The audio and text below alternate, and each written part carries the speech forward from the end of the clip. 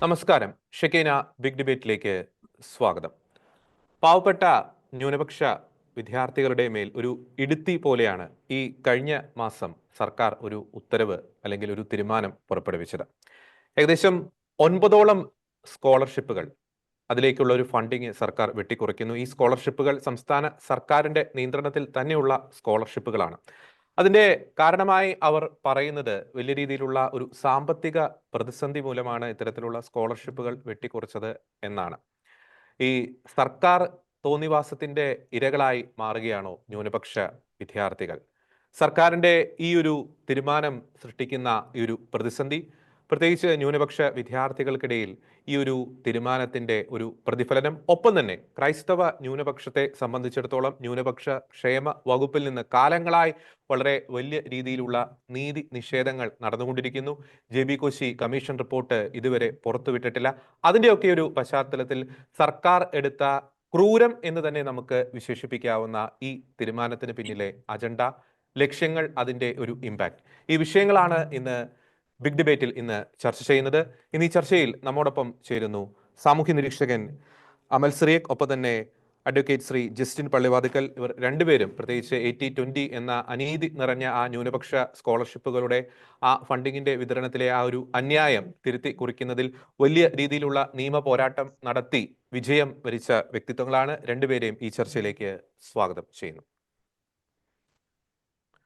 ആദ്യം Shri advocate Justin Pallivathukkal, നമുക്ക് ഇതിന്റെ ആ ഒരു തീരുമാനത്തിന്റെ ഇമ്പാക്ട് അത് നമുക്ക് പറയുന്നതിന് മുമ്പ് തന്നെ ഈ ന്യൂനപക്ഷ സ്കോളർഷിപ്പുകളുടെ ഒരു പ്രസക്തി അത് ആദ്യമേ ഒന്ന് അവതരിപ്പിച്ച ശേഷം ഈ സർക്കാരിന്റെ ഈ ഒരു അജണ്ടയെ പറ്റി ഒന്ന് ഡിസ്കസ് ചെയ്യുന്നത് നല്ലതാണെന്ന് എനിക്ക് തോന്നുന്നു. പലരും പ്രത്യക്ഷത്തിൽ നോക്കുമ്പോൾ ഒരു മന്ത്ലി അല്ല പെർ ഇയർ ചിലപ്പോൾ ഒരു 5000 അത്രയും തുകയൊക്കെ ആയിരിക്കും ഈ സ്കോളർഷിപ്പ് വഴി വിദ്യാർത്ഥികൾക്കൊക്കെ കിട്ടുന്നത്. അപ്പോൾ എന്തിനാണ് ഈ സ്കോളർഷിപ്പ് എന്ന് ഒരു തെറ്റിദ്ധാരണ സമൂഹത്തിനിടയിൽ പ്രചരിക്കാനുള്ള ഒരു സാധ്യതയുണ്ട്. അതുകൊണ്ട് തന്നെ അങ്ങ് ഈ മേഖലയിൽ കൃത്യമായി പ്രവർത്തിക്കുന്ന വ്യക്തി കൂടിയാണ്. ഈ ന്യൂനപക്ഷ സ്കോളർഷിപ്പുകളിലൂടെ ന്യൂനപക്ഷങ്ങൾക്ക്, പ്രത്യേകിച്ച് ക്രൈസ്തവ ന്യൂനപക്ഷങ്ങൾക്ക് ലഭിച്ചുകൊണ്ടിരിക്കുന്ന ആ ഒരു വലിയൊരു ആശ്വാസം, അതിനെപ്പറ്റി ഒന്ന് ആദ്യഘട്ടത്തിൽ അങ്ങയുടെ പ്രതികരണം തേടുന്നു. Advocate Justin Pallivathukkal. ജോർജ്, സന്തോഷം. നല്ലൊരു ചോദ്യമാണ്. ഒന്നാമതായിട്ട് പറയാനുള്ളത്, ഗവൺമെന്റ് ഇന്ത്യ ഗവൺമെന്റ് ഇന്ത്യയിലെ പാവപ്പെട്ട, പ്രത്യേകിച്ചും സാമ്പത്തികമായി പിന്നോക്കം നിൽക്കുന്ന, വിദ്യാഭ്യാസപരമായി പിന്നോക്കം നിൽക്കുന്ന കുട്ടികളുടെ ഉന്നമനത്തിന് വേണ്ടിയിട്ടാണ് സ്കോളർഷിപ്പുകൾ വിഭാവനം ചെയ്യുന്നത്, നടപ്പിലാക്കുന്നത്. അതിന്റെ അടിസ്ഥാനത്തിൽ തന്നെയാണ് കേന്ദ്ര ന്യൂനപക്ഷ മന്ത്രാലയവും കേരളത്തിലെ സംസ്ഥാനങ്ങളിലെ ന്യൂനപക്ഷ മന്ത്രാലയങ്ങളൊക്കെ വകുപ്പുകളുമൊക്കെ അവരുടെ സംസ്ഥാനത്തെ, അതാത് ദേശത്തെ ന്യൂനപക്ഷ വിഭാഗങ്ങളിൽപ്പെട്ട സാമ്പത്തികമായി പിന്നോക്കം നിൽക്കുന്നവരെ സഹായിക്കുന്നതിന് വേണ്ടി, അല്ലെങ്കിൽ വിദ്യാഭ്യാസ മുന്നേറ്റം സാധിക്കാത്ത ഒരു സമൂഹത്തെ സപ്പോർട്ട് ചെയ്ത് കൊണ്ടുവരുന്നതിന് വേണ്ടിയിട്ടാണ് ഈ സ്കോളർഷിപ്പുകൾ അനുവദിക്കുന്നത്. നമ്മളെ ക്രൈസ്തവ സമൂഹത്തെ സംബന്ധിച്ചിട്ട് ഈ സ്കോളർഷിപ്പുകളോടൊക്കെ ഒരു പുറംതിരിഞ്ഞു നിൽക്കുന്ന മനോഭാവമാണ് ഇപ്പോഴും ഒരു പരിധിവരെ കണ്ടുകൊണ്ടിരിക്കുന്നത് എന്ന വേദനാജനകമായ ഒരു കാര്യം പങ്കുവെക്കാതിരിക്കാൻ സാധിക്കത്തില്ല. കാരണം നമ്മൾ ഇത്രയേറെ നിയമയുദ്ധം നടത്തി, ഒച്ചപ്പാടുകൾ ഉണ്ടാക്കി, ബഹളം വെച്ച്, നിവേദനങ്ങൾ നടത്തി ഒക്കെ നമ്മൾ മേടിച്ചെടുത്ത ഈ അവകാശം അത് അനുഭവിക്കാൻ പറ്റുന്ന രീതിയിൽ ഓരോ വർഷവും വേണ്ട രീതിയിൽ അപേക്ഷകരെ പോലും കിട്ടാത്ത ഒരു സാഹചര്യം നമ്മുടെ ക്രൈസ്തവ സമൂഹത്തിൽ നിന്ന് തീർച്ചയായിട്ടും ഉണ്ടാകുന്നുണ്ട്. അതില്ല എന്ന് പറയാൻ വേണ്ടി പറ്റില്ല. അതേസമയം മറ്റ് സമൂഹങ്ങൾ ഈ 100 രൂപയുടെ സ്കോളർഷിപ്പ് ആണെങ്കിൽ പോലും അത് കൃത്യമായി മേടിച്ചെടുക്കുന്നതിലും, അത് മേടിച്ചെടുക്കുന്നതിന് മാത്രമല്ല, അത് നിരന്തരമായിട്ട് ഓരോ വർഷവും അത് കിട്ടിപ്പോരുന്നതിനും വേണ്ടുന്ന അധ്വാനം അവർ നടത്തും. അതിന് ചിലപ്പോൾ 2, 3, 4 പ്രാവശ്യം ചിലപ്പോൾ നടക്കേണ്ടി വരും. ഇപ്പോൾ എല്ലാം ഈ ഓൺലൈൻ പോർട്ടലുകൾ ആയതുകൊണ്ട് വളരെ എളുപ്പമാണ് ഇതെല്ലാം ഓൺലൈനിൽ അപ്ലോഡ് ചെയ്യുവാനും ഒക്കെ വളരെ എളുപ്പമുള്ള പരിപാടിയാണ്. പക്ഷെ നമുക്ക് ഒരു 2 മണിക്കൂർ ഇരിക്കാൻ, കമ്മ്യൂണിറ്റി സർട്ടിഫിക്കറ്റ് വാങ്ങാൻ നമ്മളെ സംബന്ധിച്ചിട്ട് ബുദ്ധിമുട്ടുകൾ പറയുന്നതിന്റെ പേരിലാണ് നമുക്ക് ഈ അവകാശങ്ങളൊക്കെ നിഷേധിക്കപ്പെടുന്നത്. ഒരിക്കൽ ഇവിടുന്ന് നേട്ടം എന്താണെന്ന് വെച്ചാൽ, ഒരിക്കൽ നമ്മൾ ഒരു സ്കോളർഷിപ്പിനോ ഗവൺമെന്റ് ആനുകൂല്യത്തിനോ നമ്മൾ രജിസ്റ്റർ ചെയ്യപ്പെടുമ്പോൾ ആ രജിസ്ട്രേഷന്റെ അടിസ്ഥാനത്തിൽ തന്നെ നമുക്ക് നിരന്തരമായിട്ട് അപേക്ഷിക്കാൻ വേണ്ടി സാധിക്കും. രണ്ടാമതായിട്ട് വേറൊരു ടെക്നിക്കൽ മേഖലയിലൂടെ നമുക്കൊരു നേട്ടം കിട്ടുന്നുണ്ട്. സ്കോളർഷിപ്പുകൾക്കൊക്കെ അപേക്ഷിക്കുമ്പോൾ നമ്മുടെ എല്ലാ ഡോക്യുമെന്റുകളും പക്കയാവണം, എല്ലാം കൃത്യമായിരിക്കണം. അപ്പൊ നമ്മുടെ സർട്ടിഫിക്കറ്റുകളും നമ്മുടെ ഡോക്യുമെന്റുകളും ഒരു വിദ്യാർത്ഥിയെ സംബന്ധിച്ചിട്ട് ഒന്നാം ക്ലാസ് അല്ലെങ്കിൽ ഒന്നാം ക്ലാസ് പോട്ടെ, ഇനി പ്രീ മെട്രിക് +1 +2 തൊട്ട് എങ്കിലും കൃത്യമാക്കാൻ പറ്റുന്ന ഏറ്റവും വലിയൊരു സാധ്യതയാണ് നമ്മുടെ മുമ്പിലുള്ളത്. പക്ഷെ ഇതുപോലും നമ്മൾ ഉപയോഗിക്കുന്നില്ല. പക്ഷെ മറ്റു സമൂഹങ്ങൾ വളരെ കൃത്യമായിട്ട് ഇത് ഉപയോഗിക്കുന്നു. ദേശം നമ്മുടെ നികുതിപ്പണമാണ് നമുക്ക് തിരിച്ചു തരുന്നത്, വേറെ ഒന്നുമല്ല, നമ്മുടെ നികുതിപ്പണമാണ് നമുക്ക് തിരിച്ചു തരുന്നത്. അത് നമ്മുടെ വിദ്യാഭ്യാസത്തിന് ഉപയോഗിക്കുക എന്ന് പറയപ്പെടുന്നത് രാഷ്ട്രത്തെ സംബന്ധിച്ചിട്ട് അല്ലെങ്കിൽ ഒരു വിദ്യാർത്ഥിയെ സംബന്ധിച്ചിട്ട് നാണക്കേടല്ല, അഭിമാനമാണ്. ഗവൺമെന്റിന്റെ സ്കോളർഷിപ്പ് എന്റെ മെരിറ്റ് കണ്ട് എന്റെ സാമ്പത്തിക പിന്നോക്കാവസ്ഥയുടെ പേരിൽ ഞാൻ പഠിക്കാതെ ഇരിക്കാൻ ഇടവരരുത് എന്ന് കണ്ടുകൊണ്ട് എന്നെ എന്റെ രാഷ്ട്രം, എന്റെ സംസ്ഥാനം മാനിക്കുന്നതാണത്, എന്നെ റെസ്പെക്ട് ചെയ്യുന്നതാണ്. അത് മനസ്സിലാക്കാൻ നമുക്ക് പറ്റുന്നില്ല എന്നുള്ളതാണ് നമ്മുടെ പരാജയം, ജോർജി. ഓക്കെ. ഒപ്പം നമുക്കറിയാം, ഞാൻ നേരത്തെ ഇന്റർവ്യൂവിൽ പറഞ്ഞതുപോലെ ആ ഒരു 80-20 വളരെ അനീതി നിറഞ്ഞ ആ ഒരു സമ്പ്രദായം അത് എടുത്തു മാറ്റപ്പെട്ടിട്ട് ഏകദേശം ഒരു 3 വർഷത്തോളം ആകുന്നു. ഈ 3 വർഷം പിന്നിടുമ്പോൾ ഇത്തരത്തിലുള്ള ഒരു തീരുമാനം ഈ ന്യൂനപക്ഷ ക്ഷേമ വകുപ്പിൽ നിന്ന് ഉണ്ടാകുന്നത് ഒരു ദുരൂഹതയായിട്ട് നമുക്ക് കണക്കാക്കാൻ സാധിക്കും. നമുക്കൊരു കണക്കിൽ നോക്കിയാൽ അത് ദുരൂഹത തന്നെയാണ്. കാരണം വിദ്യാർത്ഥികളുടെ വിദ്യാഭ്യാസ ആനുകൂല്യത്തിന് മേലെയാണ്, അവരുടെ സ്കോളർഷിപ്പിന് മേലെയാണ് കൈവച്ചിരിക്കുന്നത്.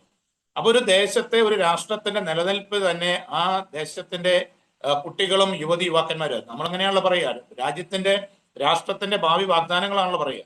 അപ്പൊ ഭാവി വാഗ്ദാനങ്ങളെ പടുത്തുയർത്താൻ വേണ്ടുന്ന അടിസ്ഥാനപരമായ അധ്വാനത്തിന്റെ മേലെ വാളുവെക്കുന്ന നിലപാടാണ് സർക്കാർ സ്വീകരിച്ചിരിക്കുന്നത്. അത് ഇവിടുത്തെ ഒരു പ്രശ്നം എന്നാന്ന് ചോദിച്ചു കഴിഞ്ഞാൽ, ഇപ്പൊ ഡിഗ്രിക്ക് പഠിക്കുന്ന ഒരു കുട്ടിയെ സംബന്ധിച്ചിട്ട് ഫസ്റ്റ് ഇയർ ഡിഗ്രിക്ക് സ്കോളർഷിപ്പ് കിട്ടിയിട്ടുണ്ട്, 2ാമത്തെ വർഷം അത് കിട്ടുമെന്ന് പ്രതീക്ഷിച്ചിരിക്കുകയാണ്. ആ കിട്ടുന്നതിനെയാണ് ഇല്ലാതാക്കുന്നത്.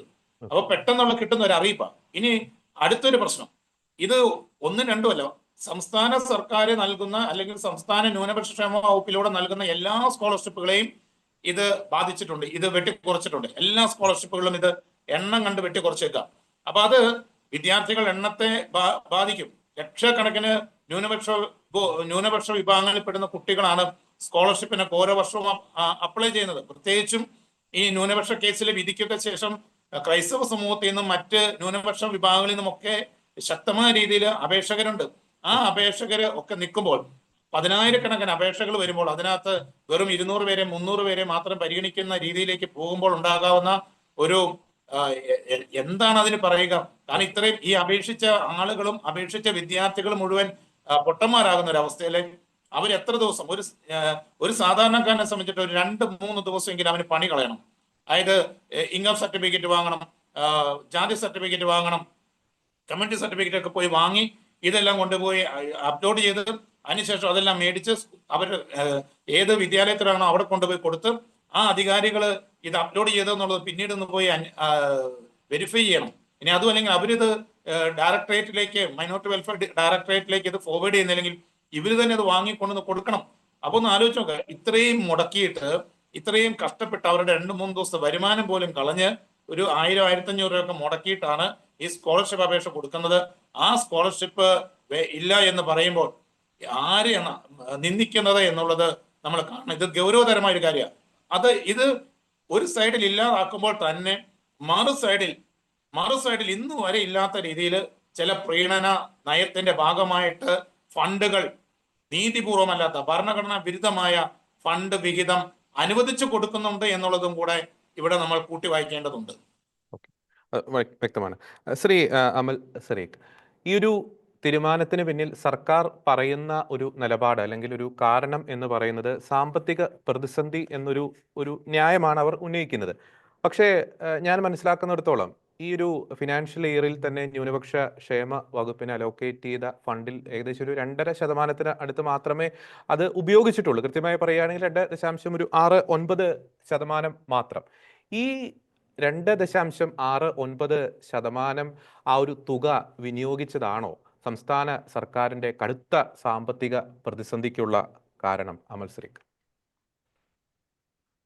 ഇതിന്റെ സാമ്പത്തിക പ്രതിസന്ധിയുടെ കാരണം ശരിക്കും പറഞ്ഞാൽ നമുക്ക് വ്യക്തമല്ല എന്ന് പറയാൻ കാരണം, ചില വ്യക്തികളുടെ ആഗ്രഹപ്രകാരമാണോ ഈ തുകകളൊക്കെ ചെലവഴിക്കുന്നത് നമ്മൾ ചിന്തിച്ചു പോവുകയാണ്. അല്ലെങ്കിൽ ചില പ്രകടന രാഷ്ട്രീയത്തിന്റെ ഭാഗമായിട്ട് മാത്രമാണോ ഈ തുകകളൊക്കെ ചെലവഴിക്കുന്നത് എന്നുള്ള ഒരു ചിന്തയാണ് ഇതിലൂടെ വരുന്നത്.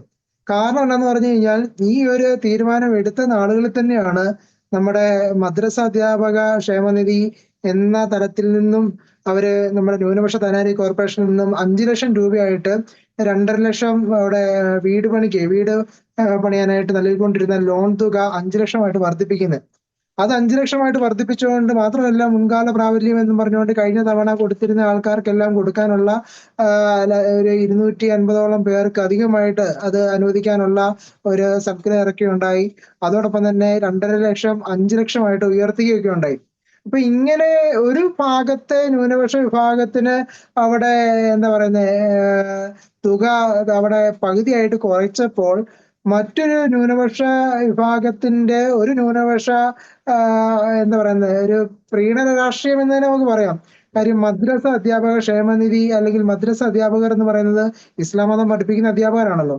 അപ്പൊ അവരുടെ ക്ഷേമത്തിന് വേണ്ടി ഇരട്ടി തുക അവിടെ വിനിയോഗിക്കുന്ന ഒരു തീരുമാനത്തിലേക്ക് സർക്കാർ അവിടെ നിലപാടെടുക്കുന്നത് ശരിക്കും പറഞ്ഞു കഴിഞ്ഞാൽ അത് മതവിവേചനമാണ്, ഭരണഘടന ലംഘനപരമായിട്ടുള്ള ഒരു തീരുമാനമാണെന്ന് നമുക്ക് ഇതിനകത്ത് പറയാൻ പറ്റത്തുള്ളൂ. ഇവിടെ ശ്രദ്ധിക്കേണ്ട ഒരു കാര്യമുണ്ട്. അങ്ങ് നേരത്തെ സൂചിപ്പിച്ചായിരുന്നു 80:20 വിധിയുടെ ഭാഗമൊക്കെ ആയിട്ടാണോ ഇത് പിന്നീട് വരുന്നതെന്നൊക്കെ ചോദിച്ചായിരുന്നു. തിരിച്ച് നമ്മൾ പറയുവാണെങ്കിൽ 80:20 വിധി നടന്നുകൊണ്ടിരുന്ന കാലഘട്ടത്തില് സർക്കാരിന്റെ ഖജനാവിൽ നിന്ന് ഏകദേശം 100 കോടി രൂപയോളമായിരുന്നു ന്യൂനപക്ഷ ക്ഷേമ വകുപ്പിലേക്ക് അനുവദിച്ചുകൊണ്ടിരുന്നത് ബഡ്ജറ്റില്. അതിനുശേഷം പിന്നീട് ഈ ഒരു അനുപാതം ചോദ്യം ചെയ്യുന്ന നാളുകളിൽ കാണാൻ സാധിക്കും അത് പകുതിയായിട്ട് 50 കോടിയൊക്കെ ആയിട്ട് ഇത് ചുരുക്കുന്നതായിട്ടൊക്കെ നമുക്ക് കാണാൻ സാധിക്കും. അതിനുശേഷം ഈ ഒരു വിധി വന്ന് ഈ 80:20 എന്നുള്ള വിധിക്ക് തന്നെ അവിടെ പ്രാധാന്യമുണ്ട്. അതിന്റെ പ്രത്യേകത എന്നാന്ന് പറഞ്ഞു കഴിഞ്ഞാൽ ആ ഹൈക്കോടതി നമുക്ക് ജസ്റ്റിനെ അറിയാം. ജസ്റ്റിന്റെ ആ ഒരു വിധിക്കകത്ത് ഹൈക്കോടതി ചീഫ് ജസ്റ്റിസ് പറഞ്ഞിരിക്കുന്നത് കടുത്ത ഭരണഘടനാ ലംഘനത്തിലൂടെയായിരുന്നു കേരളത്തിലെ ക്രൈസ്തവർ കടന്നുപോയത്, ഈ അനുവാദം സർക്കാർ സ്വീകരിച്ചിരുന്നു പറഞ്ഞുകൊണ്ടാണ്. അതിനകത്ത് പല തലങ്ങളിൽ തന്നെ അത് സൂചിപ്പിക്കുന്നുണ്ട്. Unconstitutional by any law act, പിന്നെ അട്ടർ വയലേഷൻ ഓഫ് കോൺസ്റ്റിറ്റ്യൂഷൻ എന്നൊക്കെ പറഞ്ഞുകൊണ്ടാണ് ഹൈക്കോടതി ചീഫ് ജസ്റ്റിസ് ആ അനുവാദത്തെ അവിടെ പരാമർശിക്കുന്നത്. അപ്പൊ അങ്ങനെ ഭരണഘടനയുടെ കടുത്ത ലംഘനം എന്ന് പറഞ്ഞുകൊണ്ട് ആ അനുവാദത്തെ മാറ്റിക്കൊണ്ട് ജനസംഖ്യാനുപാതികമാക്കി നൽകാൻ വേണ്ടി ഉത്തരവ് വന്നതിന് ശേഷം പിന്നീട് 1 വർഷത്തേക്ക് ന്യൂനപക്ഷ ക്ഷേമ വകുപ്പ് സ്കോളർഷിപ്പുകളെ അനുവദിച്ചില്ല. 1 വർഷത്തേക്ക് അനുവദിക്കാതെ അതിന് മുട്ടാപ്പോക്ക് നയങ്ങളെല്ലാം പറഞ്ഞ് അവരത് നീട്ടി കൊണ്ടുപോയി. പിന്നീട് അത് പതുക്കെ അനുവദിച്ച് ജനസംഖ്യാനുപാതകം എന്ന രീതിയിലേക്ക് അനുവദിച്ചു തുടങ്ങി. ഉടനെ തന്നെ അത് പകുതിയായിട്ട് ചുരുക്കുന്ന ഒരവസ്ഥാവിശേഷത്തിലൂടെയാണ് ഇപ്പൊ കടന്നുപോയിക്കൊണ്ടിരിക്കുന്നത്. എന്നാൽ അതേസമയം തന്നെ ന്യൂനപക്ഷ ക്ഷേമ ഫണ്ടിന്റെ തന്നെ ഒരു ഭാഗമായിട്ട് ഈ കോർപ്പസ് ഫണ്ട് എന്ന രീതിയിലേക്ക് മദ്രസ അധ്യാപകർക്കായിട്ട് അത് പ്രത്യേകം അനുവദിക്കുകയും മാത്രമല്ല ക്ഷേമനിധിയുടെ ഭാഗമല്ലാതെ ന്യൂനപക്ഷ ധനാരി കോർപ്പറേഷന്റെ ഭാഗത്തുനിന്ന് പലിശരഹിത ലോണായിട്ട് ഈ 5 ലക്ഷം രൂപ 2.5 എന്നുള്ളത് 5 ലക്ഷമായിട്ട് അധികമായിട്ട് അനുവദിക്കുന്ന ഒരു പ്രവണതയിലേക്കാണ് കേരള സർക്കാർ മാറിക്കൊണ്ടിരിക്കുന്നത്. അപ്പൊ അത് എത്രമാത്രം വിവേചനപരമായിട്ടാണ് ഈ തീരുമാനങ്ങൾ എടുക്കുന്നുള്ളത് ശരിക്കും ഒരു ജനാധിപത്യ മൂല്യങ്ങൾക്ക് അടിസ്ഥാനമായിട്ട് മതേതര മൂല്യങ്ങളിൽ വിശ്വസിക്കുന്ന ഒരു സമൂഹത്തിനെ അത് മുറിവേൽപ്പിക്കുന്നത് തന്നെയാണ്. കാര്യം വീണ്ടും ഇത്തരത്തിലുള്ള ഒരു അനീതി നിറഞ്ഞ പ്രീണനം നടത്തിക്കൊണ്ട് ഈ ഒരു മതവിവേചനവും അതോടൊപ്പം തന്നെ മതസംഘർഷങ്ങളും ഉണ്ടാക്കാനുള്ള ഒരു ശ്രമമാണോ ഈ മന്ത്രിമാരുടെ ഭാഗത്തുനിന്ന് ഉണ്ടാകുന്നുള്ളത് ഒരു ചോദ്യം തന്നെയാണ് ഇവിടെ. ഓക്കെ. അഡ്വക്കേറ്റ് ജസ്റ്റിൻ പള്ളിവാതിൽ, നമുക്കറിയാം ഈ മറ്റൊരു വിഷയമാണ് ഈ JB കോശി കമ്മീഷൻ റിപ്പോർട്ട്. അത് സമർപ്പിച്ചിട്ട് ഏകദേശം 1.5 വർഷം പിന്നിടുന്നു, 2 വർഷത്തോളം ആകാൻ പോകുന്നു. അപ്പോൾ ആ ഒരു ഘട്ടത്തിൽ നമുക്കറിയാം ആ JB കോശി കമ്മീഷൻ റിപ്പോർട്ടിലെ ചില ഒരു പ്രാഥമിക രേഖകളൊക്കെ പുറത്തു വന്നപ്പോൾ ക്രൈസ്തവരുടെ ഒരു പിന്നോക്കാവസ്ഥയെ പറ്റി ഒക്കെ ചില സൂചനകൾ നമുക്ക് ലഭിക്കുകയുണ്ടായി. അപ്പോൾ നമുക്കറിയാം ആ റിപ്പോർട്ടിൽ കൃത്യമായും കമ്മീഷൻ പറയാനുള്ള എല്ലാ സാധ്യതയുമുണ്ട്. ചില മേഖലകളിൽ അല്ലെങ്കിൽ ക്രൈസ്തവർ ചില സാമ്പത്തികമായിട്ട് പിന്നോക്കം അനുഭവിക്കുന്നവർക്ക് സാമ്പത്തിക ആശ്വാസ പാക്കേജുകൾ അല്ലെങ്കിൽ അത്തരത്തിലുള്ള പദ്ധതികൾ ശുപാർശ ചെയ്യാനുള്ള എല്ലാ സാധ്യതയുമുണ്ട്. അപ്പോൾ അത് നടപ്പാക്കാതിരിക്കാനുള്ള ഒരു മുൻകൂർ ഗ്യാരണ്ടിയായി നമുക്ക് ഈ നീക്കത്തെ സംശയിക്കാൻ സാധിക്കുമോ? അല്ലെങ്കിൽ JB കോശി കമ്മീഷൻ റിപ്പോർട്ട് നൽകുന്ന ശുപാർശകളുടെ ഒരു പ്രസക്തി ഇല്ലാതാക്കാനുള്ള ഒരു ഗ്രൗണ്ട് വർക്കുകളാണോ നടന്നുകൊണ്ടിരിക്കുന്നത്? ജോർജ്, ഞാൻ അതിലേക്ക് വരുന്നതിന് മുമ്പ് അമൽ പറഞ്ഞ ഒരു കാര്യത്തിൽ ഒരു കുറച്ചും കൂടി ഒരു ക്ലാരിറ്റി തരാൻ വേണ്ടി ആഗ്രഹിക്കാം. അതായത് ഈ സ്കോളർഷിപ്പുകൾ വെട്ടിക്കുറച്ചു എന്ന് പറഞ്ഞപ്പോൾ തന്നെ, ഞാൻ മുമ്പേ പറഞ്ഞു വെച്ചു, അത് പറഞ്ഞില്ല എന്ന് മാത്രമേ ഉള്ളൂ, വെച്ചപ്പോൾ തന്നെ ഇവിടെ മദ്രസ അധ്യാപകരുടെ ഭവന നിർമ്മാണത്തിന് വേണ്ടിയിട്ട് വലിയൊരു തുക അനുവദിച്ചിട്ടുണ്ട്. അതെന്ന് പറഞ്ഞു കഴിഞ്ഞാൽ 2015 ആദ്യമായിട്ട് മദ്രസ അധ്യാപകർക്ക് ഭവന പദ്ധതി വരുന്നത്. 2.5 ലക്ഷം രൂപ വെച്ച് 200 പേർക്ക് കൊടുക്കാൻ പറഞ്ഞൊരു ഉത്തരവ് പുറത്തിറങ്ങി. ആ ഉത്തരവിന്റെ അടിസ്ഥാനത്തിൽ അവർ 200 പേർക്ക് കൊടുത്തു. പക്ഷേ 452 ആപ്ലിക്കേഷൻസ് ഉണ്ടായിരുന്നു അന്ന്. അപ്പൊ 200 പേർക്ക് കൊടുക്കാനേ സർക്കാർ ഉത്തരവുള്ളൂ. ഇവരെന്ത് ചെയ്യുന്നറിയോ? ഇവര് അത് ഈ KSMDFC മുഖേന അവർ ചെയ്തത് ഈ 252 പേർക്കും കൂടെ സർക്കാരിന് അനുമതി ഇല്ലാതെ ഫണ്ട് കൊടുത്തു. അപ്പൊ എങ്ങനെ ഫണ്ട് കൊടുത്തത്? ഫണ്ട് കൊടുത്തതിന് അവർ എക്സ്പ്ലനേഷൻ പറയുന്നത് ആദ്യം കൊടുത്ത ലോണിന്റെ റിട്ടേൺ വന്നതിൽ നിന്നാണ് ഈ 252 പേർക്കും കൂടെ കൊടുത്തത്.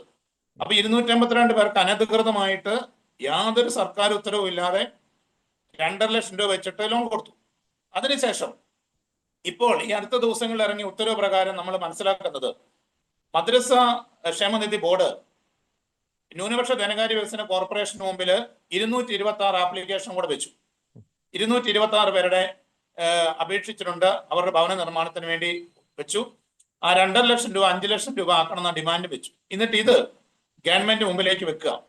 ഗവൺമെന്റ് ഇവരോട് മറുപടി ചോദിച്ചെന്നൊക്കെ പറയുന്നു. അതൊന്നും നമുക്കറിയത്തില്ല. എന്തായാലും ഇപ്പോൾ പുറത്തുവിട്ട ഉത്തരവ് പ്രകാരം ഗവൺമെന്റിന്റെ യാതൊരു അനുമതിയില്ലാതെ, ഒരു ഉത്തരവും ഇല്ലാതെ അനുവദിച്ച 252 പേരുടെ ലോൺ കൊടുത്തത് സാധുവാക്കിക്കൊണ്ടും അംഗീകരിച്ചുകൊണ്ടും പുതിയ 226 പേർക്ക് 5 ലക്ഷം രൂപ വീതം കൊടുക്കാൻ അനുവദിച്ചുകൊണ്ടും ഉത്തരവിറക്കിയിരിക്കുക. ഇവിടെയാണ് നമ്മൾ സർക്കാരിന്റെ സാമ്പത്തിക സ്ഥിതി മോശമായതുകൊണ്ടാണ് സ്കോളർഷിപ്പ് കുറച്ചത് എന്ന വാദത്തെ നമുക്ക് പരസ്യമായിട്ട് ഖണ്ഡിക്കാൻ പറ്റുന്നത്.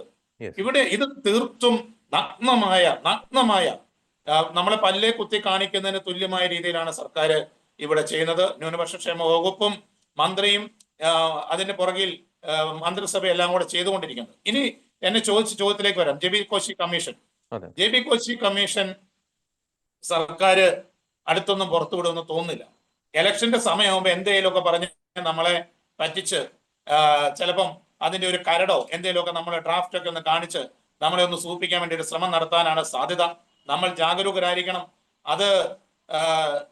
അതിന്റെ പുറകിൽ അത് നടപ്പിലാക്കിയാൽ എന്ന് പറഞ്ഞാൽ പാലോളി കമ്മീഷൻ, സച്ചാർ കമ്മീഷന്റെ ചുവട് പിടിച്ച് വളരെ ധൃതിയിൽ അതിവേഗതയിൽ ഇവിടെ പാലോളി കമ്മിറ്റി റിപ്പോർട്ട് നടപ്പിലാക്കാൻ കാണിച്ച തീവ്രതയുടെ 10 ഉണ്ടായിരുന്നെങ്കിൽ ഇപ്പോഴെങ്കിലും കോശി കമ്മീഷനിലെ ഏതെങ്കിലും 1-2 കാര്യങ്ങളെങ്കിലും റെക്കമെൻഡേഷൻസ് എങ്കിലും ഇവിടെ എക്സിക്യൂട്ട് ചെയ്യാൻ വേണ്ടി സർക്കാരിന് സാധിക്കുമായിരുന്നു.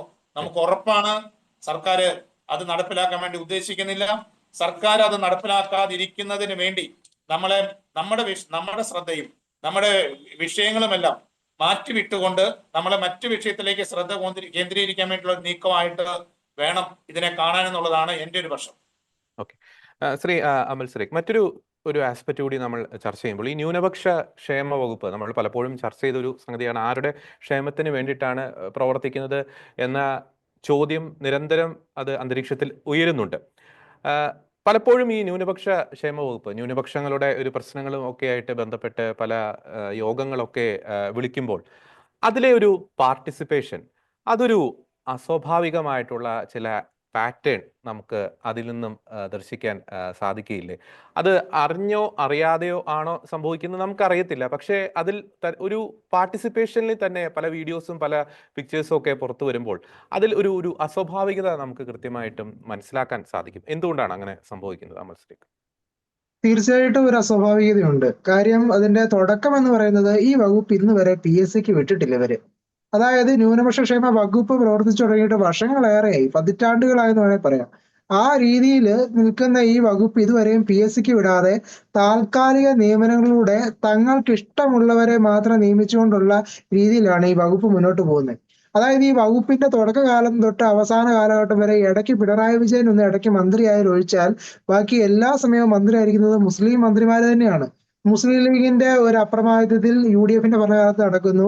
LDF ഭരണകാലത്ത് വരുമ്പോൾ അവിടെയുള്ള മുസ്ലിം പ്രതിനിധികളായിട്ടുള്ള ആളുകൾ, മുസ്ലിം സംഘടനാ രീതി വരുന്ന പാർട്ടികളിലൂടെ വരുന്ന ആളുകൾ മാത്രമാണ് മന്ത്രിയായിട്ട് വരുന്നത്. അപ്പോൾ ഒരു ക്രൈസ്തവ മന്ത്രി പോലുമോ അല്ലെങ്കിൽ വലിയൊരു ക്രൈസ്തവ പ്രാതിനിധ്യം പോലും ഇല്ലാതെ ഈ വകുപ്പ് മുന്നോട്ട് പോവുകയാണ്. കഴിഞ്ഞ കാലയളവിൽ നമുക്കറിയാം ഒരു ക്രിസ്ത്യാനി പോലും അതിന്റെ ഓഫീസിൽ ഇല്ലായിരുന്നു. അപ്പോൾ പേരിന് പോലും ഒരു ക്രിസ്ത്യാനി പോലും ഇല്ലാതെ ആ ഓഫീസ് മുഴുവനായിട്ടും ഹൈജാക്ക് ചെയ്യുന്ന രീതിയിലേക്കൊക്കെയുള്ള പ്രവർത്തനങ്ങളാണ് ഇതിലൂടെ മുന്നോട്ട് പോകുന്നത്. അപ്പൊ ആ ഓഫീസിൽ നിന്നാണ് ആളുകളെ വിളിക്കുകയും ആളുകളെ ക്ഷണിക്കുകയും ഇതുപോലെയുള്ള മീറ്റിങ്ങുകൾ അറേഞ്ച് ചെയ്യുകയും ചെയ്യുന്നത്. അപ്പൊ ആ ഒരു കാര്യത്തിൽ ഒന്നും തന്നെ ഒരു ക്രൈസ്തവ പങ്കാളിത്തമോ അല്ലെങ്കിൽ അത്തരത്തിലുള്ള ശ്രമമോ നടത്തുന്നില്ല. ഞാനത് പ്രകടമായിട്ട് കണ്ടൊരു വ്യക്തിയാണ്. കാരണം എന്ന് പറഞ്ഞു കഴിഞ്ഞാൽ 2019 കേരളം ഒട്ടാകെ ക്രിസ്ത്യാനികളുടെ സാമ്പത്തിക സാമൂഹിക വിദ്യാഭ്യാസ പിന്നോക്കാവസ്ഥയെ സംബന്ധിച്ച് ന്യൂനപക്ഷ ക്ഷേമ വകുപ്പിന്റെ കീഴിലുള്ള ന്യൂനപക്ഷ കമ്മീഷൻ ഒരു പഠനം നടത്തുകയുണ്ടായി. ആ പഠനം നടത്തിയ കാലയളവിലൊക്കെ ആ കമ്മീഷന്റെ ആ പ്രതിനിധികളുടെ ഒക്കെ മനോഭാവം എന്ന് പറഞ്ഞു കഴിഞ്ഞാൽ ഒരു ക്രൈസ്തവ വിരുദ്ധമായിട്ടുള്ള പല സമീപനങ്ങളും നമുക്ക് ആ മീറ്റിംഗിൽ തന്നെ കാണാൻ സാധിച്ചിരുന്നു. മാത്രമല്ല അന്ന് നടന്ന 2019 നടന്ന ആ ഒരു എന്താ പറയുന്നത് ഈ ഒരു പഠനത്തിന്റെ റിപ്പോർട്ട് ഇന്ന് വരെ അവർ സർക്കാർ സമർപ്പിച്ചിട്ട് പോലും ഇല്ല. അപ്പൊ അങ്ങനെ സമർപ്പിക്കാതെ പൂഴ്ത്തിവെക്കുന്ന രീതിയിലുള്ള ഒരു കമ്മീഷൻ, ഒരു ജുഡീഷ്യൽ അധികാരമുള്ള ഒരു സംവിധാനമാണ് ഈ കമ്മീഷൻ തുറക്കണം. അങ്ങനെ ഒരു കമ്മീഷൻ പ്രവർത്തിക്കുന്ന ഒരു സംവിധാനമാണ് ഈ ന്യൂനപക്ഷ ക്ഷേമ വകുപ്പ് എന്ന് പറയുന്നത്. അപ്പൊ ആ വകുപ്പിന്റെ കീഴിൽ നിന്ന് നമുക്ക് നീതി കിട്ടുക, അല്ലെങ്കിൽ ന്യായം കിട്ടുക, അല്ലെങ്കിൽ അർഹമായ ഒരു എന്താ പറയുക ഒരു നീതി, അല്ലെങ്കിൽ അത്തരത്തിലുള്ള ഒരു എന്താ പറയുന്ന ഒരു നോക്ക്, അല്ലെങ്കിൽ ഒരു സംസാരം അതൊക്കെ കിട്ടുക എന്ന് പറഞ്ഞാൽ തന്നെ എന്തോ വലിയ കാര്യം എന്ന രീതിയിൽ പോലും നമുക്ക് കാണേണ്ട ഒരു സാഹചര്യമാണ് ഇപ്പൊ നിൽക്കുന്നത്. ഇതിന് മാത്രമല്ല, നമുക്കറിയാം ന്യൂനപക്ഷ ധനാരി കോർപ്പറേഷൻ അറിയാം. ഈ ന്യൂനപക്ഷ ധനാരി കോർപ്പറേഷൻ എന്ന് പറഞ്ഞു കഴിഞ്ഞാൽ പൊതുവായ ന്യൂനപക്ഷങ്ങൾക്കുള്ള ഒരു കോർപ്പറേഷൻ ആണല്ലോ. ആ കോർപ്പറേഷന് കീഴിൽ നിന്ന് മദ്രസ അധ്യാപകർക്ക് വേണ്ടി അവിടെ കൂടുതൽ ഫണ്ട് കൊടുക്കുമ്പോൾ തീർച്ചയായിട്ടും ബാക്കിയുള്ള ന്യൂനപക്ഷങ്ങളിലെയും മത അധ്യാപകർക്ക് ഫണ്ട് കൊടുക്കേണ്ടതല്ലേ? ഇപ്പൊ സൺഡേ സ്കൂൾ അധ്യാപകരാകട്ടെ, പാസ്റ്റർമാരാകട്ടെ, ജൈനമത പണ്ഡിതരാകട്ടെ, അപ്പൊ ജൈനമത അവിടെയുള്ള അധ്യാപകർക്കും ഈ ഒരു ക്ഷേമം കൊടുക്കേണ്ടതല്ലേ? അതൊന്നും നോക്കാതെ, അല്ലെങ്കിൽ മറ്റ് ന്യൂനപക്ഷങ്ങളെ ഒന്നും തന്നെ പരിഗണിക്കാതെ ഇസ്ലാം മതം പഠിപ്പിക്കുന്ന അധ്യാപകർക്ക് വേണ്ടി മാത്രമായിട്ട് ഈ 2.5 ലക്ഷം എന്നുള്ളത് 5 ലക്ഷം, ഇത് പ്രത്യേകം ശ്രദ്ധിക്കണം, പലിശരഹിത ലോണാണ്. അതായത് ഭവനം നിർമ്മിക്കാനായിട്ട് 10% പലിശയുള്ള നമ്മുടെ ഈ നാട്ടില് അവിടെ പലിശരഹിത ലോണായിട്ട് നൽകപ്പെടുകയാണ് ഈ ഒരു 5 ലക്ഷം രൂപ എന്ന് പറയുന്നത്. അത് ഒന്നും രണ്ടും പേർക്കല്ല എന്നും കൂടെ നമ്മുടെ ജസ്റ്റിൻ ചേട്ടൻ പറഞ്ഞ കണക്കിൽ നമ്മൾ കാണുകയുണ്ടായി. അപ്പം അത്ര വലിയൊരു തുക ചെലവഴിക്കാനായിട്ട് സർക്കാർ ഒരു പ്രത്യേക ന്യൂനപക്ഷ വിഭാഗത്തെ മാത്രം തിരഞ്ഞെടുത്തുകൊണ്ട് ചെയ്യുന്നത് എത്രമാത്രം ഭരണഘടനാ ലംഘനപരമായിട്ടുള്ള ഒരു കാര്യവും മതവിവേചനം പുലർത്തുന്നതായിട്ടുള്ളതാണെന്ന് നമുക്കിന്ന് കാണാൻ സാധിക്കും. മാത്രവുമല്ല, ഈ ന്യൂനപക്ഷ ക്ഷേമ വകുപ്പ് കഴിഞ്ഞ കാലങ്ങളിൽ മുഖ്യമന്ത്രി പിണറായി വിജയൻ ആയ സമയത്ത് ആണ് ഈ വിധി വരികയും അതോടൊപ്പം തന്നെ ഈ വിധി അവിടെ പ്രാവർത്തികമാകുന്ന തലത്തിലേക്ക് പോകുന്നത്. പക്ഷെ പിന്നീട് നമ്മുടെ ഈ അബ്ദുറഹ്മാൻ മന്ത്രി വന്നതിന് ശേഷം പലപ്പോഴും പല വിവേചനങ്ങളും അനുഭവിക്കുന്നതായിട്ട് കാണാനായിട്ട് സാധിക്കും. ഈ ന്യൂനപക്ഷ ധനാരി കോർപ്പറേഷനിൽ നിന്ന് നൽകപ്പെടുന്ന ലോണുകളെ പറ്റിയുള്ള വിവരങ്ങൾ പോലും ആ ഓഫീസിൽ വിളിച്ച് ചോദിക്കുമ്പോൾ കൃത്യമായി നൽകപ്പെടുന്നില്ല. പ്രത്യേകിച്ച് ഇപ്പൊ ഒരു ലോണോ കാര്യങ്ങളോ ഒന്നും ഇല്ലെന്നുള്ള രീതിയിലൊക്കെയാണ് അവിടുന്ന് മറുപടി നമുക്ക് ലഭിക്കുക. അപ്പൊ ആ നിലയിലാണ് അവർ ഈ 5 ലക്ഷമായിട്ട് ഉയർത്തി ഈ പൈസ കൊടുക്കുന്നെന്നുള്ള കാര്യങ്ങൾ നമ്മളിവിടെ ചിന്തിക്കാതെ വയ്യ. മാത്രമല്ല, ഇവിടെ പല കാര്യങ്ങളും പല രീതിയിലും പല അനുഭവങ്ങളും വരുന്ന ആളുകൾ നമ്മളോട് സമീപിക്കുന്നുണ്ട്. അതായത് ഈ ലോണിന്റെ പോലും തന്നെ ഒരു തുക കിട്ടിയതിന് ശേഷം അടുത്ത തുക കിട്ടാനായിട്ട് വരുന്ന കാലതാമസം, അതിൽ അവർ നേരിടുന്ന വിവേചനങ്ങള്, ഇതിനൊന്നും കൃത്യമായ ഒരു പരിഹാരം ക്രൈസ്തവ സമൂഹത്തിന് നൽകപ്പെടുന്നില്ല, അല്ലെങ്കിൽ കൃത്യമായ ഒരു ഫോളോ അപ്പ് ക്രൈസ്തവ സമൂഹത്തിന് ലഭിക്കുന്നില്ല എന്നുള്ളത് ഒരു വസ്തുതാപരമായ കാര്യമാണ്. ഇപ്പൊ തീർച്ചയായിട്ടും ക്രൈസ്തവ സമൂഹത്തിന് കൃത്യമായ പങ്കാളിത്തം ഉറപ്പുവരുത്താനായിട്ട് ഈ വകുപ്പ് തയ്യാറാകണം. അല്ലാതെ എങ്ങനെയാണ് ഇവിടെ ഒരു വിവേചനമില്ല അല്ലെങ്കിൽ ഒരു നീതി നിഷേധമില്ലെന്ന് പറയാൻ സാധിക്കുക? അപ്പൊ ന്യൂനപക്ഷങ്ങളെ പരിഗണിക്കുമ്പോൾ ബാക്കി നമ്മളിപ്പോൾ ശ്രദ്ധിക്കണം എന്ന് പറഞ്ഞു കഴിഞ്ഞാൽ ബാക്കി സംസ്ഥാനങ്ങളിലൊക്കെ ഇത് എങ്ങനെയാണ് പ്രവർത്തിക്കുന്നുള്ളത് നമ്മൾ ശ്രദ്ധിക്കണം. ബാക്കിയുള്ള എല്ലാ സംസ്ഥാനത്തിലും കൃത്യമായിട്ട് ന്യൂനപക്ഷങ്ങളെ എല്ലാവരെയും തുല്യമായിട്ട് പരിഗണിച്ചാണ് മുന്നോട്ട് പോകുന്നത്. അവർക്ക് പ്രത്യേകമായിട്ട് ഇപ്പം ക്രിസ്ത്യാനിക്ക് വേണ്ടി പ്രത്യേകമാണ്, മുസ്ലിമിന് വേണ്ടി പ്രത്യേകമായ ഒരു വകുപ്പോ സംവിധാനമോ കോർപ്പറേഷനോ ഉണ്ടെങ്കിൽ അതുപോലെ തന്നെ ക്രൈസ്തവർക്കുമായിട്ട് അവരൊരു വകുപ്പോ കോർപ്പറേഷനോ ഒക്കെ ഒരുക്കിയാണ് പ്രവർത്തിക്കുന്നത്. അപ്പൊ നമുക്കറിയാം നമ്മുടെ ആന്ധ്രാപ്രദേശിലും കർണാടകയിലും തമിഴ്നാട്ടിലും ഒക്കെ തന്നെ പ്രത്യേകമായ ഒരു സംവിധാനം ക്രിസ്ത്യാനികൾക്ക് വേണ്ടിയും ഉറപ്പുവരുത്തിക്കൊണ്ട് തന്നെയാണ് അവര് പൊതുവായിട്ടുള്ള ആ ന്യൂനപക്ഷ ക്ഷേമ വകുപ്പിന്റെ ആനുകൂല്യങ്ങളെല്ലാം തന്നെ അവിടെ കൊടുക്കുന്നത്. എന്നാൽ ഈ കേരളത്തിൽ ഇത്രമാത്രം വിവേചനം നമുക്ക് ലഭിക്കുക എന്ന് പറഞ്ഞു കഴിഞ്ഞാൽ, അതും നമ്മുടെ ഈ പ്രബുദ്ധ കേരളം എന്ന് പറയുന്ന അവകാശപ്പെടുന്ന ഈ സ്ഥലത്ത്, അല്ലെങ്കിൽ കുറച്ചൊക്കെ ക്രിസ്ത്യാനികൾ കൂടുതലുണ്ട് എന്ന് പറയുന്ന ഈ സംസ്ഥാനത്ത് ഇതൊക്കെ നടന്നിട്ടും നമ്മളെ നിശബ്ദരാക്കാൻ തക്ക വിധം സർക്കാർ സംവിധാനങ്ങൾ മാറുന്നു എന്നുള്ളതും നമ്മളിവിടെ ശ്രദ്ധിക്കേണ്ട ഒരു സാഹചര്യം തന്നെയാണ്. അഡ്വക്കേറ്റ് ജസ്റ്റിൻ പള്ളിവാതിൽ, ഞാൻ അമലിനോട് ചോദിച്ച ഒരു ചോദ്യം വേറൊരു തരത്തിൽ അങ്ങയുടെ മുമ്പിൽ അവതരിപ്പിക്കുകയാണ്. അമൽ പറഞ്ഞതുപോലെ കൃത്യമായിട്ടും ഒരു വിവേചനം അവിടെ നടക്കുന്നുണ്ട്. ഞാൻ സ്പെസിഫൈ ചെയ്ത് ചോദിക്കാൻ ആഗ്രഹിക്കുന്നത് ഈ ന്യൂനപക്ഷ കമ്മീഷന്റെ ഒക്കെ സിറ്റിംഗ് ഒക്കെ നടക്കുമ്പോൾ, അല്ലെങ്കിൽ ക്യാമ്പൊക്കെ നടക്കുമ്പോൾ, അല്ലെങ്കിൽ ഈ അദാലത്തുകളൊക്കെ നടക്കുമ്പോൾ പലപ്പോഴും ക്രൈസ്തവ സമുദായത്തിൽ നിന്നുള്ള ഒരു പാർട്ടിസിപ്പേഷൻ വളരെ വിരളമാണ്. അതിൽ ന്യൂനപക്ഷങ്ങളിൽ ന്യൂനപക്ഷം എന്ന രീതിയിലാണ് പലപ്പോഴും ആ യോഗങ്ങളിലെ ക്രൈസ്തവ പാർട്ടിസിപ്പേഷൻ കാണുന്നത്. അപ്പോൾ ഗവൺമെന്റിന്റെ ഭാഗത്തു നിന്നുള്ളൊരു അലംഭാവം, വിവേചനം അമൽ കൃത്യമായിട്ടും പറഞ്ഞു. പക്ഷേ ഈ ക്രൈസ്തവ സമുദായത്തിന്റെ ഉള്ളിൽ നിന്ന് ഇതിനൊക്കെ എന്തിനു വേണ്ടിയിട്ടാണ് പോകുന്നത്? വെറുതെ സമയം കളയുന്ന ഏർപ്പാടല്ലേ? അല്ലെങ്കിൽ അത്തരത്തിലൊരു നിസ്സംഗത മനോഭാവം ഇതിൻ്റെ അകത്തൊരു ഘടകമാകുന്നുണ്ടോ? അല്ലെങ്കിൽ ഒരു ജാഗ്രത കുറവ് ഇതിൻ്റെ അകത്തൊരു ഘടകമാകുന്നുണ്ടോ? ഈ ഇത്തരം അദാലത്തുകൾ, അല്ലെങ്കിൽ ഇത്തരം സിറ്റിങ്ങുകളുടെ ഒക്കെ ഒരു പ്രാധാന്യതയെ പറ്റി അങ്ങൊന്ന് വിവരിക്കാം. ജോർജി, നമ്മള് ക്രൈസ്തവ സമൂഹത്തെ സംബന്ധിച്ചിട്ട് നാടൻ ഭാഷയെ പറഞ്ഞ ഇപ്പോൾ ഒരു നിഷ്ക്രിയ അവസ്ഥയിൽ തന്നെയാണ് നമ്മൾ മുന്നോട്ട് പോകുന്നത്. നമ്മൾ ഇപ്പോഴും നമുക്ക് രക്ഷപ്പെടണം എന്നൊരു ചിന്തയിലേക്ക് വന്നിട്ടില്ല. പിന്നെ രണ്ട്, അവകാശങ്ങളെല്ലാം നമ്മുടെ വീട്ടുപടിക്ക് കൊണ്ടുവന്ന് തരും. നമ്മുടെ വീടിന്റെ ഉള്ളിൽ കയറി നമ്മുടെ സിറ്റൗട്ടിൽ അല്ല സിറ്റൗട്ടിലും പോട്ടെ, നമ്മുടെ സ്വീകരണ മുറി കൊണ്ടു തരും എന്നൊരു ചിന്തയുണ്ട്. ഞാനിത് വേദനയോടെ പറയുന്നത്. അതിന് കാരണം ഇപ്പൊ അമലിനെ നമുക്കറിയാം, നമ്മൾ കേസ് നടത്തി ഇതിന് പുറകെ യുദ്ധം ചെയ്ത് നടന്ന് അമലൊക്കെ എന്തേറെ കഷ്ടപ്പെട്ടാന്നറിയും. എന്നിട്ട് അത് അനുഭവിക്കാൻ നമുക്ക് പറ്റുന്നില്ല. രണ്ട്, ഈ അമലാണ് കേരളം മുഴുവൻ ചിലപ്പോൾ ഏറ്റവും കൂടുതൽ ന്യൂനപക്ഷ കമ്മീഷന്റെ സിറ്റിങ്ങിന് കമ്മീഷൻ അംഗങ്ങളെക്കാളും കൂടുതൽ പോയിട്ടുണ്ടാവുന്ന ഒരു വ്യക്തി ചിലപ്പോൾ അമലായിരിക്കും. കാരണം അതുപോലെ ഓടിയൊരു വ്യക്തിയാണ്. എന്നിട്ട് ഇപ്പോഴും നമ്മുടെ പല ജില്ലകളിലും പല സ്ഥലങ്ങളിലും നമ്മുടെ വേണ്ട ആളുകളുടെ പ്രാതിനിധ്യമോ വേണ്ട രീതിയിലുള്ള പ്രായോഗിക, നമ്മൾ അവിടെ വന്നിട്ട് എന്താ ചെയ്യുന്നറിയോ? നമ്മൾ അവിടെ അത്തരത്തിലുള്ള മീറ്റിങ്ങിനെ അഥവാ വന്നാൽ നമ്മൾ മറ്റുള്ളവരെ കുറ്റപ്പെടുത്തിക്കൊണ്ടിരിക്കുക.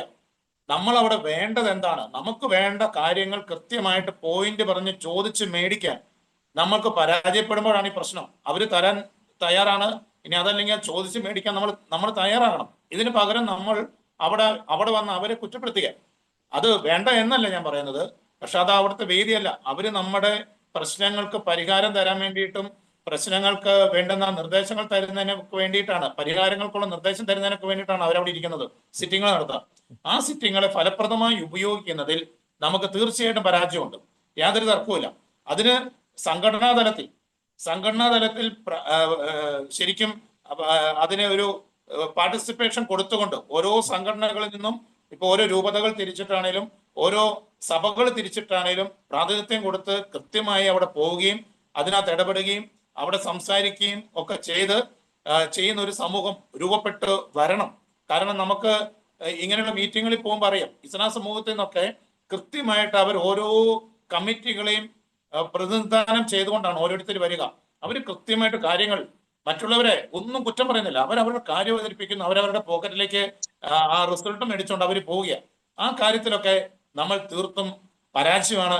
ഇതെന്റെ പ്രശ്നമല്ല, എന്നെ ബാധിക്കുന്നതല്ലാത്തതുകൊണ്ട് ഞാൻ ഇതിനകത്ത് ഇടപെടില്ല എന്നൊരു മനോഭാവത്തോടെ നമ്മൾ മാറി നിൽക്കുന്നുണ്ട്. അത് തന്നെയാണ് ഗവൺമെന്റുകളെ ഇത്തരത്തിലുള്ള കാര്യങ്ങളിൽ നമുക്ക് അനുകൂലമായി നിലപാടെടുക്കുന്നതിൽ പിന്തിരിപ്പിക്കുന്നത്. കാരണം നമ്മൾ സംഘടിതരല്ല, നമ്മൾ ഒരിക്കലും ഒന്നിച്ചു നിൽക്കില്ല, നമ്മൾ കൂട്ടത്തോടെ വരുന്നില്ല എന്ന ഒരു ചിന്ത സർക്കാരിന് മുമ്പിൽ പോലും ഉണ്ട്. ഇനി മുമ്പ് അമല് പറഞ്ഞതുപോലെ തന്നെ ഈ ഏതെങ്കിലുമൊക്കെ ഒരു സർക്കാരിന്റെ കാലഘട്ടത്തിൽ അല്ലെങ്കിൽ ഏതെങ്കിലും മന്ത്രിമാരുടെ കാലഘട്ടത്തിൽ നമുക്ക് അനുകൂലമായി എന്തെങ്കിലും കിട്ടുമ്പോൾ നമ്മൾ ഓക്കെ പറയും, അത് കഴിയുമ്പോൾ നമ്മൾ അതിൽ നിന്ന് മാറി നിൽക്കും. ഈ മനോഭാവം മാറി നമുക്ക് അവകാശപ്പെട്ടത് ഭരണഘടന നൽകുന്നതാണ്. ആ ഭരണഘടന നൽകുന്നത് ചോദിച്ചു വാങ്ങാനും നേടിയെടുക്കാനും നമ്മൾ ആർജവത്വം കാണിക്കണം. നമ്മൾ അതിനെ മുന്നോട്ട് വരണം. നമ്മുടെ അടുത്ത തലമുറയെ അതിന് നമ്മൾ സജ്ജനാക്കിയില്ലെങ്കിൽ നമ്മൾ ഇവിടുന്ന് എത്ര കാലം നമ്മൾ രക്ഷപ്പെട്ടോടും, ഒളിച്ചോടും. നമുക്ക് എത്ര കാലം ഈ നാട്ടിൽ നിന്ന് ഒളിച്ചോടാൻ വേണ്ടി പറ്റും? ഇവിടെ ഒന്നും കിട്ടുന്നില്ല, ഇവിടെ നിലനിൽക്കാൻ പറ്റുന്നില്ല എന്ന് പറഞ്ഞ് എത്ര കാലം നമുക്ക് ഓടാൻ വേണ്ടി പറ്റും? അവിടെയാണ് നമ്മൾ ഇവിടെ തിരിഞ്ഞു നിൽക്കേണ്ടത്. തിരിഞ്ഞു നിന്ന് നമുക്ക് ഈ രാജ്യം, നമ്മുടെ നാട്, നമ്മുടെ ഭരണഘടന, നമ്മുടെ നിയമങ്ങൾ നമുക്ക് നൽകുന്ന അവകാശങ്ങൾ ബോധ്യത്തോടെ ചോദിച്ചു വാങ്ങാൻ നമ്മൾ തയ്യാറാകണം. ഇന്ന് ഞാൻ നമ്മുടെ ഒരു ഗ്രൂപ്പിൽ ഒരു പോസ്റ്റ് കണ്ടു. ചങ്ങനാശ്ശേരിയിലെ ബഹുമാനപ്പെട്ട ജെയിംസ് കോക്കാവൽ അച്ഛനിട്ടിരിക്കുന്ന ഒരു പോസ്റ്റാണ്. ഒരു വിദ്യാർത്ഥിയെ വിളിച്ചിട്ട് EW സർട്ടിഫിക്കറ്റ് അപേക്ഷ കൊടുത്തിട്ട് താലൂക്ക് ഓഫീസർ കൊടുക്കില്ല, അത് കൊടുക്കാൻ പറ്റില്ല എന്ന നിലപാട് പറഞ്ഞു. ആ നിലപാട് പറഞ്ഞു കഴിഞ്ഞപ്പോൾ അച്ഛൻ പറഞ്ഞു, ഞാൻ ഇന്ന് ഉച്ച കഴിഞ്ഞ് 2 മണിക്ക് ഞങ്ങൾ ചങ്ങനാശ്ശേരി അതിരൂപതയിലെ AKCC നേതൃത്വത്തോടു കൂടി ഞങ്ങൾ അങ്ങോട്ടേക്ക് ഒന്നിച്ചങ്ങ് വരാൻ വേണ്ടി പോവാൻ, അങ്ങേക്ക് കൊടുക്കാൻ പറ്റില്ല, ഞങ്ങൾ അറിയട്ടെ. ഇവര് ആ ഫോൺ വെച്ചു, ഇതൊക്കെ പറഞ്ഞു ഫോൺ വെച്ചു. അച്ഛൻ ആളുകളെ കൂട്ടുന്നതിനിടയിൽ ആ അപേക്ഷകൻ വിളിച്ചു പറഞ്ഞു, എനിക്ക് സർട്ടിഫിക്കറ്റ് തന്നു എന്ന്. അപ്പൊ സംഘടിതമായിട്ട് നീങ്ങും സംഘടിതമായിട്ട് നമുക്ക് പറ്റും എന്നൊരു ചിന്ത വന്നു കഴിഞ്ഞാൽ ഭരണകൂടങ്ങളും അധികാരികളും നമുക്ക് പക്ഷം നിൽക്കുന്നേ. ആ പക്ഷത്ത് നിൽക്കാൻ പറ്റാതെ നമ്മൾ ഓടി ഒളിക്കുക. ഇപ്പൊ EW സർട്ടിഫിക്കറ്റ് തന്നെ എത്രയോ പേര്, ഞാനൊക്കെ പരസ്യമായിട്ടാണ് കൊടുത്തിരിക്കുന്നത്. നിങ്ങൾ താലൂക്ക് ഓഫീസിൽ ചെന്ന് നിങ്ങളോട് നോ പറയുവാണെങ്കിൽ നമ്പർ വിളിച്ചോ. എന്തുമാത്രം പേരെ വിളിക്കുന്നു, എത്ര തഹസിൽദാർമാര് വിളിക്കുന്നു, എത്ര ഡെപ്യൂട്ടി തഹസിൽദാർമാര് വിളിക്കുന്നു, കളക്ടറേറ്റിൽ നിന്ന് വിളിക്കുന്നു, RDOമാര് വിളിക്കുന്നു. നമ്മൾ കൃത്യമായിട്ട് കാര്യങ്ങൾ പറഞ്ഞു കഴിയുമ്പോൾ അവർക്ക് ബോധ്യപ്പെട്ട് അവർ നിന്ന് നിപ്പിന് സർട്ടിഫിക്കറ്റ് കൊടുക്കുക. അതിന് ഓരോരുത്തരും നമ്മൾ ഓരോരുത്തരും തയ്യാറായി മുന്നോട്ട് വന്നാൽ മാത്രമേ ഉള്ളൂ ഇത്തരത്തിലുള്ള പ്രശ്നങ്ങൾക്ക് ശാശ്വത പരിഹാരം കാണാൻ വേണ്ടി പറ്റുള്ളൂ. ഞാൻ ഒരു കാര്യം കൂടെ പറഞ്ഞ് അവസാനിപ്പിക്കാം. അതായത് ഈ സംസ്ഥാന സർക്കാർ കാതലായി, ഇപ്പൊ നാളെ ബജറ്റാണ്, നമുക്കറിയാം നാളെ ബജറ്റാണെന്നാണ് ഞാൻ മനസ്സിലാക്കുന്നത്. നാളെ ബജറ്റാണ്. അപ്പൊ ഈ കാതലായ നമുക്ക് നാളെ അറിയാം ഈ പുതിയ വർഷത്തെ ന്യൂനപക്ഷങ്ങളോടുള്ള പ്രത്യേകിച്ചും വിദ്യാഭ്യാസ കാര്യത്തിലുള്ള നിലപാട് എന്താണ്. ഇപ്പൊ കേന്ദ്ര സർക്കാർ ഈ കഴിഞ്ഞ ഒരു 3-4 വർഷങ്ങളായിട്ട് വലിയ രീതിയിലാണ് ന്യൂനപക്ഷ ഫണ്ടുകൾ വെട്ടിക്കുറയ്ക്കുന്നത്. ഈ വർഷം 3350 കോടി രൂപയാണ് ഈ പുതിയ ബജറ്റില്, ഈ കഴിഞ്ഞ ദിവസം അവതരിപ്പിച്ച ബജറ്റില് ന്യൂനപക്ഷങ്ങൾക്ക് വേണ്ടി മാറ്റിവെച്ചത്. പക്ഷേ വിദ്യാഭ്യാസ ആവശ്യങ്ങൾക്ക് വേണ്ടി മാറ്റിവെച്ചത് 678.30 കോടി രൂപ മാത്രമാണ്. 678.30. ബാക്കി അംബ്രല്ല പ്രോഗ്രാംസിന് വേണ്ടിയിട്ടാണ് മാറ്റിവെച്ചിരിക്കുന്നത്. ഞാനൊരു ചെറിയൊരു കണക്ക് പറയാം. ഓവർസീസ് സ്റ്റഡീസിന് വിദേശ രാജ്യങ്ങളിൽ ലോൺ എടുത്ത് പഠിക്കുന്ന വിദ്യാർത്ഥികളുടെ ലോൺ തിരിച്ചടവിന് വേണ്ടിയിട്ട്, അതിന് റീഇംബേഴ്സ്മെന്റ് സ്കീമായിട്ട് ഇൻട്രസ്റ്റ് ഫ്രീ ആയിട്ട് കൊടുക്കാൻ വേണ്ടിയിട്ട് 2024-25 നീക്കിവെച്ചത് 15.5 കോടി രൂപയായിരുന്നു. 15.30 കോടി രൂപയായിരുന്നു. ഈ വർഷം അത് 8.16 കോടി രൂപയിലേക്കാണ്. ഇതുപോലെ എല്ലാ കാര്യത്തിലും കേന്ദ്ര സർക്കാരും ന്യൂനപക്ഷങ്ങൾക്കെതിരെ നിൽക്കുക. അപ്പൊ ഈ ന്യൂനപക്ഷങ്ങൾക്കെതിരെ കേന്ദ്ര സംസ്ഥാന സർക്കാരുകളുടെ നീക്കത്തെ നമ്മൾ ജാഗരൂകതയോടെ കാണണം. ഈ ന്യൂനപക്ഷ നിയമവും ന്യൂനപക്ഷ വകുപ്പും ഇല്ലാതാക്കാൻ വേണ്ടിയിട്ടുള്ള ഒരു നീക്കം എല്ലാ രീതിയിലും നടക്കുന്നുണ്ട്. അപ്പൊ അത് ഒരു കേന്ദ്രത്തിൽ ഇല്ലാതെ പോയാൽ ഓട്ടോമാറ്റിക്കലി അത് എവിടെ ബാധിക്കും? സ്റ്റേറ്റിലും ഇല്ലാതെയോ. അപ്പം ഇവിടെ നമുക്ക് നിലവിൽ ലഭിക്കുന്ന സംരക്ഷണങ്ങൾ പോലും കിട്ടാതെ വരും. അത്തരത്തിലുള്ളൊരു നീക്കം നടക്കുന്നുണ്ട്. നമ്മൾ സദാ ജാഗരൂകരായി നിന്നുകൊണ്ട് ഇത്തരത്തിൽ ഓരോ പ്രാവശ്യവും നമുക്കെതിരെ നമ്മളെ ഒരു മാർജിനലൈസ് ചെയ്തുകൊണ്ട് ക്രൈസ്തവ സമൂഹത്തെ പ്രത്യേകിച്ചും മാറ്റി നിർത്തിക്കൊണ്ട് ഒരു കോർണറിലേക്ക് തള്ളിയിട്ടുകൊണ്ട് കോൺട്രൈസ് ചെയ്തുകൊണ്ട് നടത്തുന്ന നീക്കങ്ങളിൽ വളരെ ജാഗരൂകരായി നിന്നുകൊണ്ട് സംഘടനാ വ്യത്യാസങ്ങളില്ലാതെ, സഭാ വ്യത്യാസങ്ങളില്ലാതെ, റീത്ത് വ്യത്യാസങ്ങളില്ലാതെ ക്രൈസ്തവ സമൂഹം ഒന്നിച്ചു നിന്ന് ഈ പോരാടാനും പ്രതിരോധിക്കാനും മുന്നോട്ട് വരേണ്ടിയിരിക്കുന്നു. അല്ലാത്തിടത്തോളം കാലം സർക്കാരിന്റെ അനീതി തുടർന്നുകൊണ്ടേയിരിക്കും. നമ്മളിങ്ങനെ കരഞ്ഞുകൊണ്ടേയിരിക്കും. അത് വളരെ വ്യക്തമാണ്. ഒരു കാര്യം കൂടി നാം ഒന്ന് സ്പെസിഫൈ ചെയ്ത് പറയേണ്ടിയിരിക്കുന്നു എന്ന് തോന്നുന്നു. അതായത് അങ്ങ് സൂചിപ്പിച്ചതുപോലെ ഈ ന്യൂനപക്ഷ ക്ഷേമ വകുപ്പ് തന്നെ ഇല്ലാതായി കഴിഞ്ഞാൽ അത് ഏറ്റവും കൂടുതൽ ബാധിക്കുന്ന ക്രൈസ്തവരെയല്ലേ? ഞാൻ പറയാനുള്ള പ്രധാനപ്പെട്ട ഒരു കാരണം, മറ്റ് ചില വിഭാഗങ്ങൾക്ക് സർക്കാരിന്റെ തന്നെ പല സോഴ്സിൽ നിന്നും പല രീതിയിലുള്ള ആനുകൂല്യങ്ങളൊക്കെ ലഭിക്കുന്ന സാഹചര്യത്തിൽ ഇത്തരത്തിലുള്ള ഫണ്ടിങ്ങുകൾ നിന്ന് കഴിഞ്ഞാൽ അത് ഏറ്റവും കൂടുതൽ അത് ബാധിക്കുന്ന ന്യൂനപക്ഷ സമുദായം എന്ന് പറയുന്നത് ക്രൈസ്തവ സമുദായം തന്നെയായിരിക്കത്തില്ലേ? എന്താ സംശയം ജോർജി? നമുക്ക് ആകപ്പാടെ കിട്ടുന്ന അവകാശം എന്താ? കേരളത്തിലെ അല്ലെങ്കിൽ ഇന്ത്യയിലെ ക്രൈസ്തവ സമൂഹത്തിന്, കേരളത്തിലെ ക്രൈസ്തവ സമൂഹങ്ങൾക്ക് കിട്ടുന്നത് ഈ ന്യൂനപക്ഷ വകുപ്പിലൂടെ കിട്ടുന്ന ആകെ ആനുകൂല്യമല്ലേ നമുക്കുള്ളൂ. ഇനി നമ്മളപ്പോ EWSന്റെ കാര്യം പറയും. EWSനകത്ത് 164-164 മുന്നോക്ക വിഭാഗങ്ങളുണ്ട് കേരളത്തിൽ പോലും. 164. അതിലൊന്ന് മാത്രമാണ് ഒരു 14 മാത്രമേ ഉള്ളൂ ക്രൈസ്തവ സമൂഹം. ബാക്കി മുഴുവൻ മറ്റു സമൂഹങ്ങളുണ്ട്. അപ്പൊ EWSനെ മാറ്റി നിർത്തുക. നമുക്ക് ആകെപ്പാടെ കിട്ടുന്ന ന്യൂനപക്ഷ ആനുകൂല്യമാണ് ഈ ന്യൂനപക്ഷ വകുപ്പിലൂടെ കിട്ടുന്ന എന്തെങ്കിലുമൊക്കെ സ്കോളർഷിപ്പോ ലോണോ അതുപോലുള്ള പദ്ധതികളും. അതേസമയം ഇസ്ലാം സമൂഹത്തെ നോക്കിക്കേ, അവർക്ക് മദ്രസയിലൂടെ കിട്ടുന്നുണ്ട്, അവർക്ക് വഖഫിലൂടെ കിട്ടുന്നുണ്ട്. ഇതിലൂടെ എല്ലാം ഫണ്ട് പൊക്കോണ്ടിരിക്കുക. വഖഫ് ബോർഡിലൂടെയും അവർക്ക് ധാരാളം ഫണ്ടുണ്ട്. അതുപോലെ മദ്രസകളിലൂടെ എന്തുമാത്രം ഫണ്ട് കൊടുക്കുന്നത്? കോടാനുകോടി. കേന്ദ്രം അത് വെട്ടിക്കുറച്ചു. ഈ വർഷം പുതിയ ബജറ്റിൽ 1 കോടി രൂപ അനുവദിച്ചിട്ടുള്ളൂ. പക്ഷേ കേരള സർക്കാർ അത് വീണ്ടും കൊടുത്തുകൊണ്ടിരിക്കുക. അപ്പൊ അവർക്ക് കിട്ടേണ്ടതെല്ലാം കിട്ടുന്നുണ്ട്. മുസ്ലിം സമൂഹത്തിന് ഇനി അതുമില്ല, അവർക്ക് OBC reservation, entire Muslim community കേരളത്തിലെ OBC റിസർവേഷനകത്തുണ്ട്. ആ OBC റിസർവേഷനകത്ത് നിൽക്കുമ്പോഴും ഒരേപോലെ ഇവിടെ ന്യൂനപക്ഷ ക്ഷേമ വകുപ്പിന്റെ ആനുകൂല്യങ്ങളും. അതുകൊണ്ട് തന്നെയാണ് ഒരു പരിധിവരെ ഈ സ്കോളർഷിപ്പുകൾ ഇതുപോലെ വെട്ടിക്കുറച്ചിട്ടും ഇസ്ലാം സമൂഹം അല്ലെങ്കിൽ അവരുടെ മത പണ്ഡിതന്മാര്, മുസ്ലിം ലീഗ് പോലുള്ള സംഘടനകള്, അവരുടെ രാഷ്ട്രീയ പാർട്ടികള് ഈ വിഷയത്തിൽ നിശബ്ദമായിട്ട് നിൽക്കുന്നത്. കാരണം അവരിത് ഒച്ചപ്പാടുണ്ടാക്കാൻ പോയാൽ മറ്റു മേഖലകളിൽ അവർക്ക് ബാധിക്കാം. ഇനി അതല്ലെങ്കിൽ അവർക്ക് അവിടെ ഇതിനപ്പുറത്ത് കിട്ടും എന്നൊരു ഉറപ്പ് കിട്ടിയിട്ടുണ്ട്. ഇവിടെ നഷ്ടം, അൾട്ടിമേറ്റ് നഷ്ടം ഈ ക്രൈസ്തവ സമൂഹത്തിന് മാത്രമാണ്. യെസ്, അത് വളരെ പ്രസക്തമായിട്ടുള്ളൊരു കാര്യം തന്നെയാണ്. അവസാനമായി അമൽ സരീഖ്, നമുക്കറിയാം 2026 നിയമസഭ തെരഞ്ഞെടുപ്പ് വരാൻ പോകുന്നു. ഈ വർഷം പഞ്ചായത്ത് ഇലക്ഷൻ ഒക്കെ വരാൻ പോകുന്നു.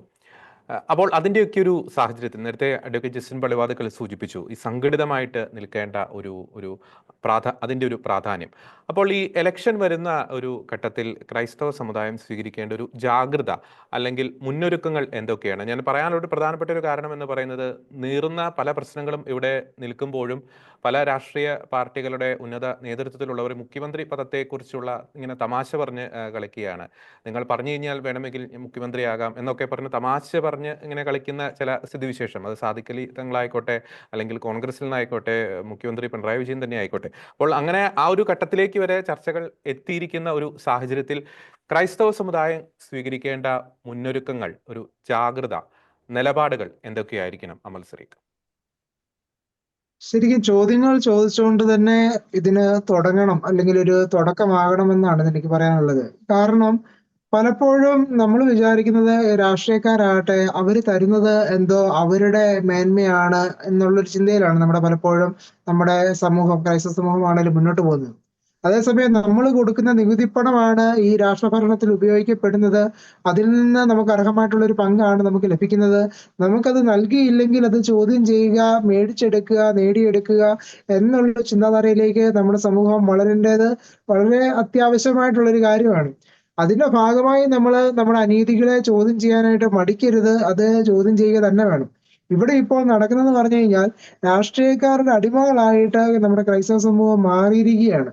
അപ്പം അതിൻ്റെ അകത്ത് ഇപ്പൊ നമുക്കറിയാം പല മുൻപ് വിഷയമൊക്കെ നമ്മുടെ മുന്നിൽ നിൽക്കുകയാണ്. അപ്പൊ അതിനകത്ത് പോലും രാഷ്ട്രീയ നിലപാടുകള് ചില രാഷ്ട്രീയ നേതാക്കൾ എടുക്കുന്നതിനെ പോലും അവിടെയുള്ള സമൂഹത്തിന് പോലും സംസാരിക്കാനായിട്ടോ എതിര് പറയാനോ കഴിയാത്ത വിധത്തിലേക്കുള്ള ഒരു അടിമത്തത്വത്തിലേക്ക് നമ്മൾ മാറിയിരിക്കുന്ന ഒരു കാഴ്ചയാണ് നമുക്ക് കാണാനായിട്ട് സാധിക്കുക.